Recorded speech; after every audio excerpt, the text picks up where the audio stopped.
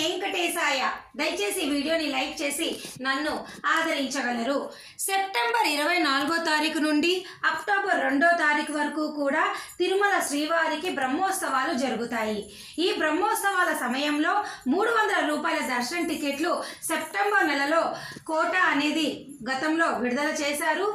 చాలా మంది బుక్ చేసుకున్నారు. అయితే ఈ బ్రహ్మోత్సవాల టైంలో టికెట్లు కావాలి అనుకుంటే దయచేసి మీరు సెప్టెంబర్ అలాగే అక్టోబర్ 2వ తారీఖు వరకు శ్రీవారికి సంబంధించి దివ్యానుగ్రహ విశేష హోమం టికెట్లు విడుదల చేస్తారు.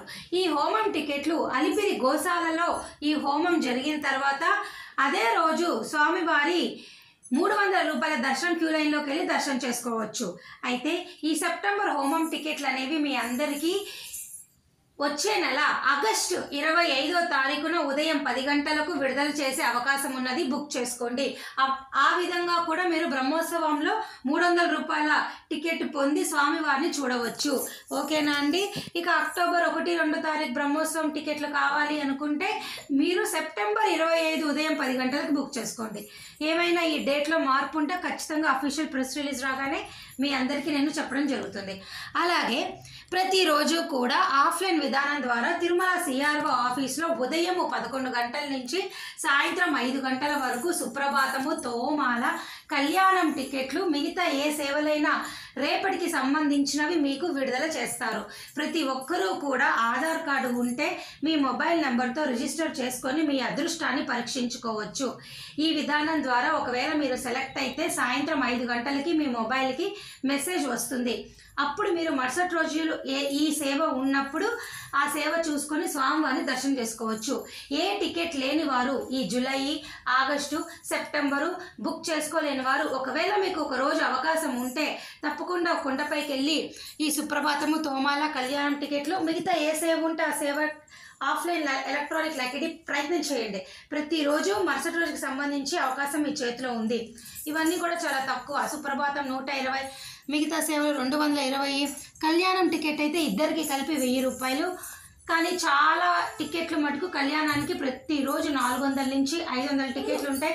తప్పకుండా మీరు ప్రయత్నం చేయండి, మీకు వస్తుంది.